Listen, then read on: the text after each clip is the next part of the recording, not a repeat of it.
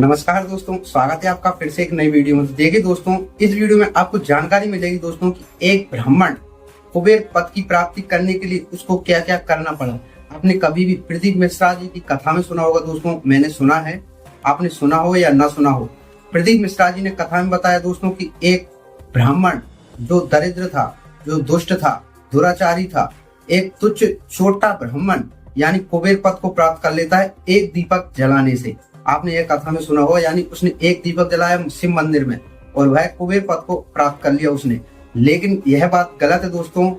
मैं किस लिए कह रहा हूँ कि यह बात गलत है, आप सुन लीजिए। मैं आपको प्रूफ के साथ यह पूरी कथा बताऊंगा दोस्तों, आखिर क्या हुआ क्या नहीं हुआ। देखिए दोस्तों, यह महाशिव पुराण की बुक है दोस्तों, यह महाशिव पुराण की बुक है, प्रथम खंड है दोस्तों। और इसमें जो कथा बताई गई है वही कथा मैं आपको बताऊंगा दोस्तों। इसको मैंने पूरा पढ़ लिया है दोस्तों। इसको पढ़ने के बाद जो इसमें बातें हैं वही मैं आपसे उजागर करूंगा दोस्तों। यानी आखिर क्या सच्चाई है, क्या सच में एक ब्राह्मण एक दीपक जलाने से कुबेर पद की प्राप्ति प्राप्त कर लेता है दोस्तों? ऐसी बात नहीं है दोस्तों। देखिए, अगर ऐसा होता, एक दीपक का अगर इतना महत्व होता, तो इस कलयुग में भी दोस्तों ऐसे धर्मात्मा है जिसने एक दीपक छोड़िए दोस्तों कई दीपक जलाए हैं, तो आखिर उनको कुबेर पद की प्राप्ति क्यों नहीं हुई? तो यह बात गलत है दोस्तों। आखिर उस कथा को सुनिए, उन बातों को समझिए, उनमें क्या बताया है, क्या सच्चाई है उसकी, तब जाकर उस पर बात करना उचित होता है दोस्तों। आधी अधूरी जानकारी दोस्तों गलत साबित होती है। आजकल आपको YouTube पर ऐसी ही जानकारी ज्यादा प्राप्त हो रही होंगी दोस्तों। आजकल AI का जमाना चल गया है, AI से स्क्रिप्ट लिखवा ली। अब वह स्क्रिप्ट सत्य है या गलत है इस पर कोई विचार नहीं है दोस्तों। जो उसने दे दी वो उसी के आधार पर वीडियो बना दी दोस्तों, लेकिन वह सही है कि गलत है, आधी अधूरी जानकारी और कुछ तो झूठ जानकारी आपको प्राप्त हो रही है दोस्तों। इसलिए दोस्तों इस चैनल पर आपको संपूर्ण और 100% सत्य जानकारी प्राप्त होगी दोस्तों कि आखिर एक ब्राह्मण कुबेर पद प्राप्त करने के लिए क्या क्या करना पड़ा उसको। देखिए दोस्तों, आपको इस वीडियो में ही बता दूं कि यह बात बिल्कुल भी गलत है दोस्तों। उसको कुबेर पद प्राप्त करने के लिए दोस्तों 3 जन्म लगे थे, तब जाकर वह कुबेर बन पाए थे दोस्तों। कुबेर भगवान के पद उनको प्राप्त हुआ था, 3 जन्म लगे थे उनको। एक दीप जलाने का क्या महत्व मिला उनको, यह आपको इस कथा में मिलेगी दोस्तों। और उन्होंने उसके बाद जब उनको दूसरा जन्म मिला तब उन्होंने क्या किया, तब जाकर उनको कुबेर भगवान की पद की प्राप्ति हुई दोस्तों।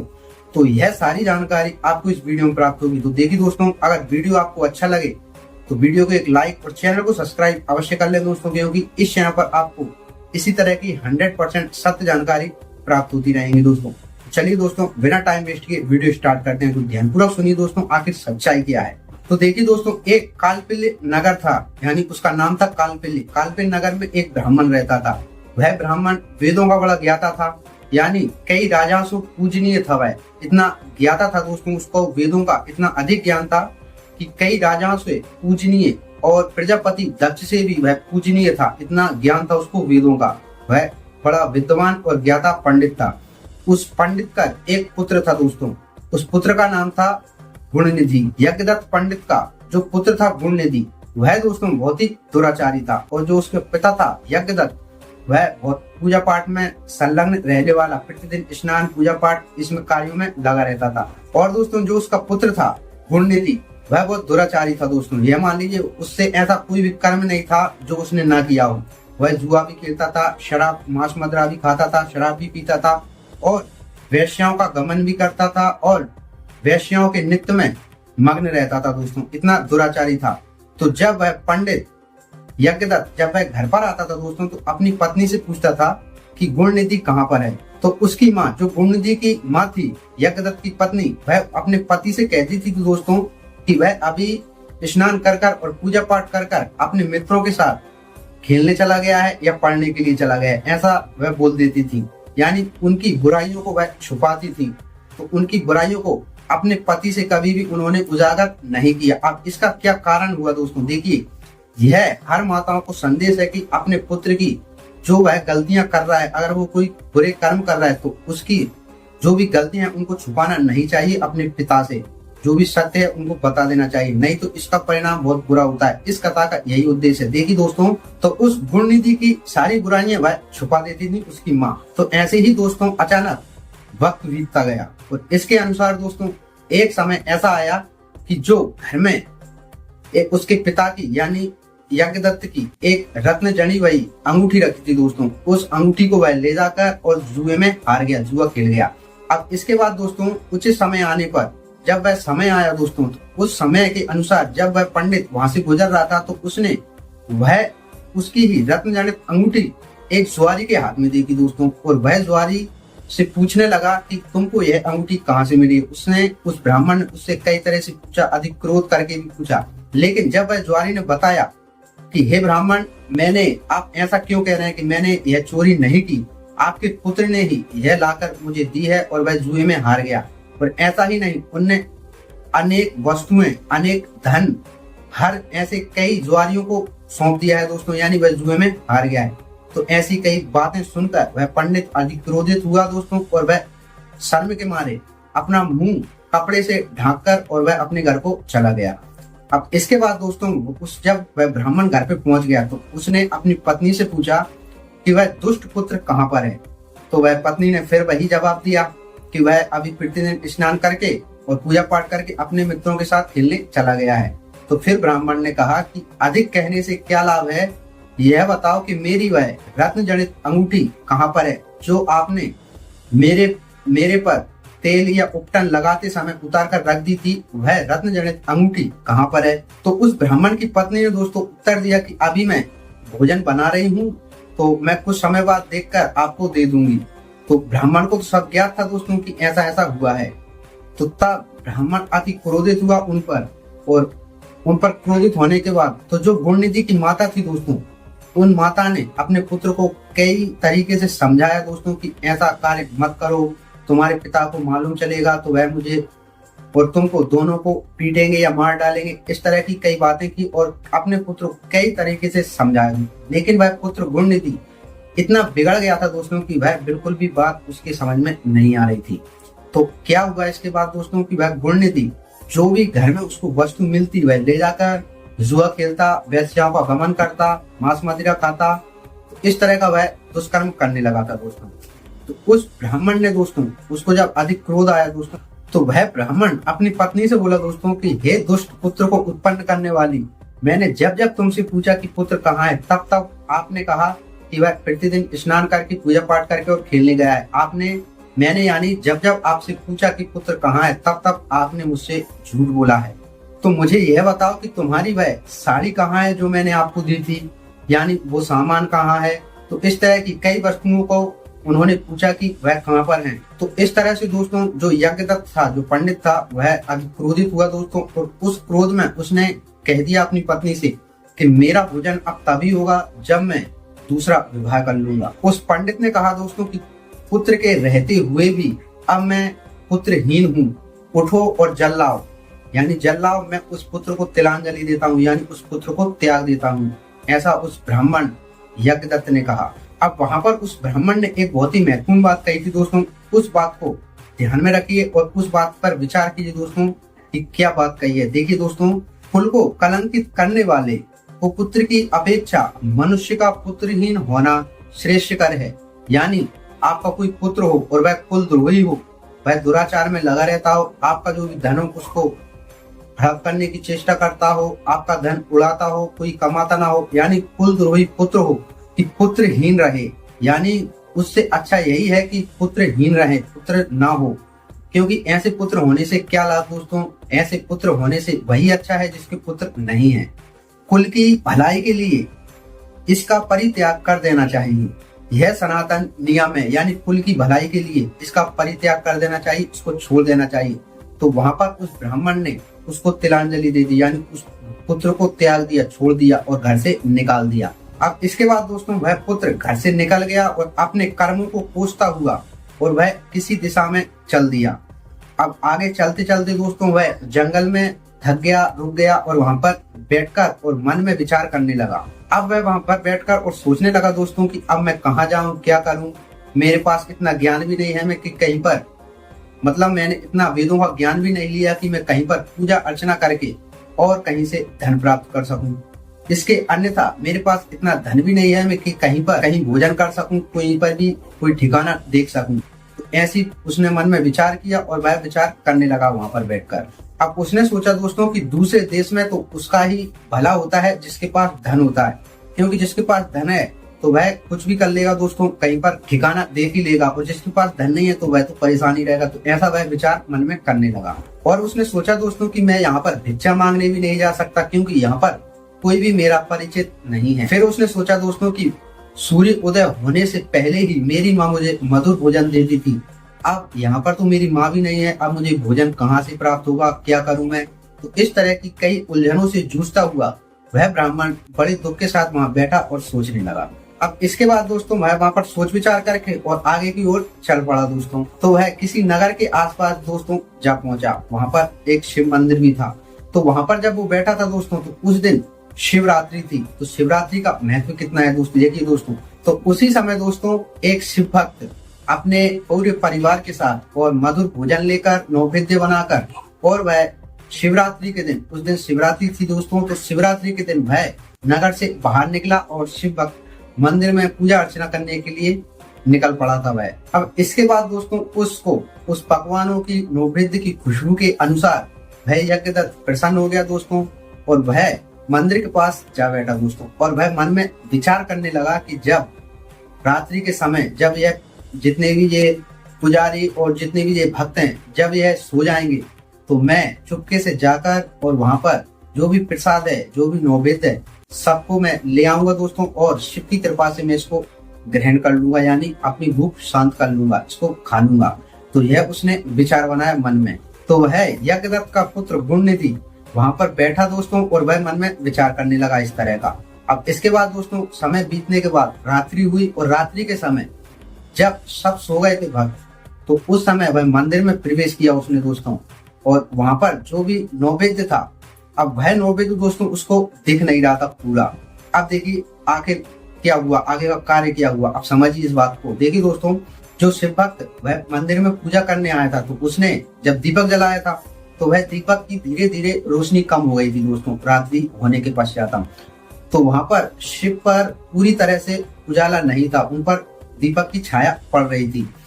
तो वह जब मंदिर में घुसा दोस्तों, तो उसने को जो भी पकवान रखे थे, नैवेद्य रखा था, वह उसको पूरी तरह से दिख नहीं रहा था। अब उसने वहीं पर दोस्तों अपने वस्त्र पटा लिया दोस्तों, और उसको फाड़ने के बाद उसकी एक बत्ती बनाई दोस्तों, और उस बत्ती से उस दीपक में रख दिया, और उस बत्ती से जलकर और अधिक प्रकाश हो गया दोस्तों, यानी बत्ती और जली तो उससे और प्रकाश फैल गया। तो उस प्रकाश फैलने के बाद जो शंकर भगवान पर छाया पड़ रही थी दोस्तों, वह मिट गई, क्योंकि उसने एक दीप जलाया।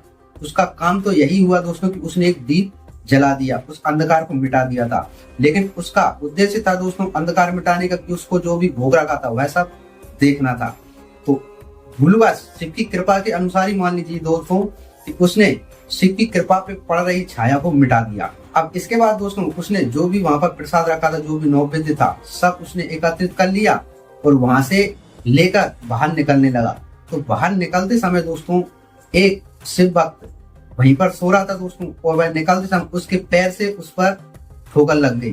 तो ठोकर लगते ही तो जो सो रहा था उसकी नींद खुल गई, और नींद खुलने के बाद उसने देखा कि कोई मंदिर में चोरी करने आया था या चोर है। तो वह चिल्लाने लगा जोर जोर से कि चोर आ गया, मंदिर में चोरी करने आया है। तो इस तरह से वहां पर जो सभी सो रहे थे पुजारी सब एकत्रित हो गए, और नगर के वासी भी वहां पर आ पहुंचे। तो सबने दोस्तों उस गुणनिधि को पकड़ लिया, और पकड़कर इतना पीटा दोस्तों कि उसकी वहीं पर मृत्यु हो गई थी। तो यही कथा है दोस्तों, यही सत्य कथा है। वहां पर उसकी मृत्यु हो गई थी दोस्तों, उस दीपदान से केवल उसको इतना प्रभाव पड़ा। अब देखिए उस एक दीपदान का और इस शिव नैवेद्य की कृपा से उसने नैवेद्य को ग्रहण कर लिया था दोस्तों, यानी खा लिया था थोड़ा। उस शिवरात्रि के दिन, शिवरात्रि खासकर उस दिन शिवरात्रि थी, तो उस शिवरात्रि के दिन उसने एक दीप जलाया, यानी शंकर भगवान पर जो छाया पड़ रही थी उसको दूर किया उसने। उनकी ही कृपा से उसने नैवेद्य ग्रहण कर लिया था। तो इन तीनों का इतना महत्व हुआ दोस्तों कि जब उसका अगला जन्म हुआ, तब उसका जो अगला जन्म हुआ वह एक अच्छे घर में, यानी राजा के घर में हुआ। उस एक दीपदान का और उस नैवेद्य का और उस शिवरात्रि के दिन का केवल यही महत्व है दोस्तों कि उसका जो अगला जन्म हुआ वह एक अच्छे घर में हुआ, राजा के घर में हुआ। तो उसका यही महत्व है दोस्तों। ऐसा नहीं है कि उसने एक दीप जलाया और डायरेक्ट कुबेर प्राप्त कर लिया उसने, यानी कुबेर पद को प्राप्त कर लिया, तो ऐसा नहीं हुआ दोस्तों। उसका अगला जन्म एक राजा के घर हुआ। तो जब वह उसने यह दूसरा जन्म लिया दोस्तों, तो वह एक राजा के घर लिया और वह कलिंग देश का राजा बना दोस्तों। उसने जो राजा के घर जन्म लिया था, उस राजा का नाम था दोस्तों अरिदम्म का, यानी उस राजा का नाम था अरिदम्म का। उसका पुत्र हुआ और उसका नाम था दोस्तों दम, यानी उसका जो दूसरा जन्म हुआ राजा के यहाँ, उसका जब नाम पड़ा दम, तो वह जब उसका जन्म हुआ दोस्तों, तो वह शिव की कृपा से दोस्तों, उस पुण्य के फल के प्रभाव से वह बाल्य अवस्था से ही पूजा पाठ करने लगा, यानी शिव की पूजा करने लगा। तो जब आप इस जन्म में अगर आप कोई भी पूजा पाठ में अगर आपका मन लगा रहता है दोस्तों, यह शिव की कृपा ही मानिए। नहीं तो आजकल कौन पूजा पाठ करता है दोस्तों। अगर आप पूजा पाठ करते हैं तो शिव की कृपा से ही कर रहे हैं, यह मान लीजिए उनकी कृपा है, तभी आप पूजा पाठ में लगे हैं दोस्तों। और जो कोई भी पूजा पाठ नहीं करता, इन पर विश्वास नहीं करता, तो वह भी शिव की ही माया है दोस्तों। उनकी कृपा से उनके कोई कर्म बुरे होंगे, इस कारण से वह इन बातों को नहीं मानते और पूजा पाठ पर विश्वास नहीं रखते और पूजा पाठ नहीं करते। तो जो प्रतिदिन पूजा अर्चना करता है, शिव की पूजा अर्चना करता है, तो वह शिव की कृपा ही है उस पर दोस्तों, तभी वह पूजा पाठ कर रहा है। ऐसा मत सोचिए कि भगवान मुझ पर कृपा नहीं कर रहा है, मुझ पर प्रसन्न नहीं है। उनकी कृपा से ही आप पूजा पाठ में लगे हैं, तो यह उनकी कृपा है। तो इस प्रकार से दोस्तों वह बाल अवस्था में ही पूजा पाठ करने लगा। अब इसके बाद दोस्तों जब वह राजा की मृत्यु हुई, तब वह जो दम था वह राजा घोषित किया गया, वह राजा बन गया कलिंग देश का। तो जब वह दम कलिंग देश का राजा बना, तो इसके उपरांत दोस्तों उसके क्षेत्र में, यानी उसका यहाँ तक राज्य था, उसके क्षेत्र में जितने भी शिव मंदिर आते थे, तो वहां पर उसने सब जो उसके मंत्री सैनिक सबको एकत्रित करके और सब राज्यों के जो भी छोटे मोटे राजा थे सबको बुलाकर और एक यही आदेश दिया दोस्तों उसने कि हर शिव मंदिर में दीप प्रज्वलित किए जाएं, यानी हर शिव मंदिर में प्रतिदिन दीप जलाए जाएं। और कोई भी ऐसा नहीं करेगा, मेरी आज्ञा का पालन नहीं करेगा, तो उसका सिर काट दिया जाएगा, यानी उसकी मृत्यु कर दी जाएगी। तो ऐसा उसने आदेश दिया दोस्तों, उसकी कृपा से दोस्तों, शिव की कृपा से और उसके राजा बनने से। जब तक वह जीवित रहा दोस्तों, तब तक पूरे उसके राज्य में एक भी ऐसा शिव मंदिर नहीं था दोस्तों यहाँ पर वह प्रतिदिन दीप प्रज्वलित नहीं कराए उसने। तो जब तक वह जीवित रहा दोस्तों, तब तक वह शिव पूजा में लगा रहा और हर प्रतिदिन हर मंदिर में दीप प्रज्वलित रखे उसने दोस्तों। यानी दोस्तों एक दीप जलाने से और शिव की छाया मिटाने से उसको यह पुण्य मिला दोस्तों कि उसका दूसरा जन्म राजा के घर में हुआ। अब राजा बनने के बाद दोस्तों उसने प्रत्येक मंदिर में अनेक दीप जलवाए। तो अनेक दीप का कितना महत्व होना चाहिए दोस्तों। देखिए अनेक दीप का इतना महत्व मिला दोस्तों कि जब उसकी मृत्यु हुई तब जाकर वह कुबेर बना दोस्तों। इसके बाद वह कुबेर बने, तो अनेक दीप जलाने का यह महत्व है दोस्तों, तब जाकर वह कुबेर हुए। यानी दोस्तों उनको कुबेर बनने के लिए 3 जन्म लगे। ये मान लीजिए कि पहले जन्म में वह ब्राह्मण था, दूसरे जन्म में वह कलिंग देश के राजा बने और तीसरे दिन में वही कुबेर बने। यानी 3 जन्म लगे उनको कुबेर बनने के लिए। तो यह 100% सत्य जानकारी है दोस्तों, यही कहानी है, यही कथा है दोस्तों जो शिव पुराण में बताई गई है। तो यही सत्य है दोस्तों। अब प्रदीप मिश्रा जी कहते हैं कि एक छोटा ब्राह्मण एक दीप जलाने से और कुबेर बन गया, तो ऐसे नहीं हुआ दोस्तों, यह गलत है। सत्य जानकारी यही है दोस्तों कि एक दीप जलाने से वह राजा बने, यानी उसका दूसरा जन्म अच्छा हुआ।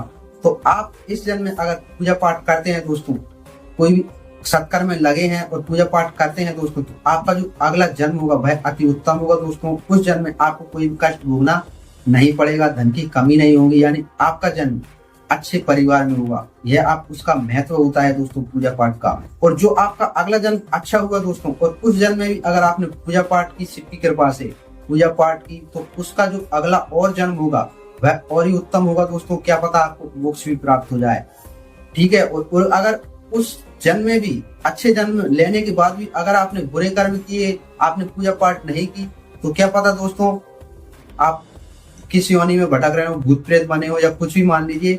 तो यह सब शिव की ही माया है दोस्तों, उन्हीं की कृपा से सब होता है। इसीलिए कहते हैं दोस्तों सब कर्मों का खेल है। इस जन्म में जो करता है वह अगले जन्म में भुगतता है, यह मान लीजिए। क्योंकि उसने जो वह बुरा था, लेकिन उसने कई दुराचार कर्म किए, चोरी चपाटी सब करता था दोस्तों, वैश्या का गमन भी करता था। लेकिन शिवरात्रि के दिन का उतना महत्व दोस्तों, उसने एक दीपक के दान से इतना पुण्य मिला दोस्तों उसको कि उसका अगला जन्म अच्छे घराने में हुआ, राजा के यहाँ हुआ। ठीक है, यह कर्मों का खेल है दोस्तों।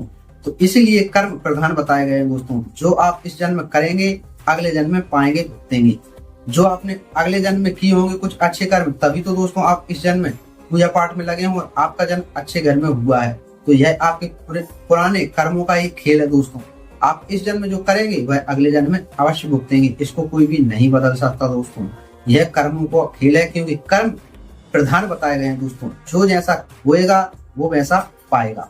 तो यह थी सत्य कथा दोस्तों, और यह घटना सत्य है दोस्तों। तो इस तरह से कुबेर पद की प्राप्ति थी। अब दोस्तों कुबेर भगवान की शंकर भगवान से मित्रता किस प्रकार हुई और उनको अनेक वरदानों की प्राप्ति भी हुई दोस्तों, तब जाकर वह शंकर भगवान के मित्र बने थे दोस्तों, और उनको अधिक धन का राजा बनाया गया था।